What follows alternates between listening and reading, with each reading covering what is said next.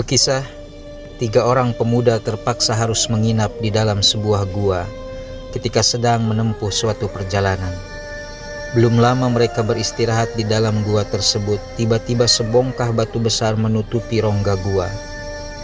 Mereka pun berusaha keluar dari gua, tetapi karena terlalu beratnya, batu besar itu tak bergeser sedikit pun. Mereka pun kelelahan, tetapi tetap berupaya mendorong batu besar itu dengan segala kekuatan yang ada. Di tengah keputusasaan menghampiri mereka karena segala usaha tidak membuahkan hasil, akhirnya mereka berdoa kepada Allah Subhanahu wa Ta'ala. Satu persatu mereka mengutarakan keikhlasan ketika beramal baik, sehingga batu besar yang menutupi rongga gua sedikit demi sedikit bergeser. Pemuda pertama berdoa sembari mengutarakan amal baik kepada Allah, yakni ia tidak berani memberikan jatah minum air susu kepada orang tuanya untuk anak istrinya. Suatu ketika ia mendapati ibunya sedang tertidur, ia tidak membangunkannya untuk memberikan jatah minum susu. Ia dengan sabar menunggu hingga orang tuanya terbangun. Pemuda kedua berdoa sambil mengingat amal baik yang pernah ia lakukan, yakni ketika ia berhasil lari dari tipu daya wanita yang dicintai untuk melakukan perbuatan zina, meskipun wanita tersebut sudah berada di hadapannya. Kemudian pemuda ketiga berdoa sembari mengutarakan amal baiknya, yakni ketika ia lupa memberikan upah pekerjaan kepada seseorang, lalu upahnya itu diinvestasikan sehingga keuntungannya berlipat ganda. Tetapi selang beberapa waktu, orang upahan tersebut datang untuk menagihnya.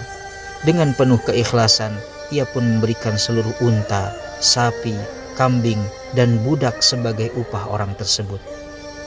Batu besar yang menutupi rongga gua itu pun bergeser dan mereka bertiga dapat keluar dari dalamnya, sehingga dengan penuh kegembiraan mereka melanjutkan perjalanannya.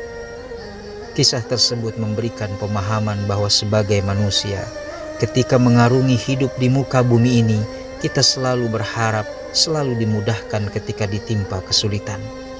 Betapa banyak doa yang kita panjatkan kepada Allah Subhanahu wa Ta'ala saat salat atau ibadah yang lainnya, berisi harapan agar terhindar dari kesulitan. Harapan kita untuk terhindar dari kesulitan itu tidak hanya sebatas di dunia, tetapi sampai di akhirat nanti. Bukankah kita selalu berharap agar Allah menghapuskan dosa-dosa kita? Misalnya tercermin dalam sebuah doa, Rabbana gfirli wali walidayya walil mu'minina yawma yakumul hisab.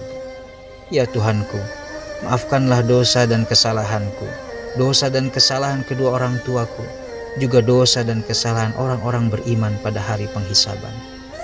Orang yang dalam kesehariannya selalu membiasakan diri dengan perilaku-perilaku baik, bergaul dengan orang baik, dan selalu mengaplikasikan nilai-nilai kebaikan akan dengan mudah menemukan kemudahan itu.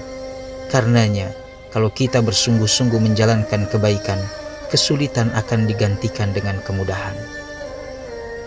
Allah Subhanahu wa Ta'ala berfirman dalam surah Al-Lail ayat 5-10.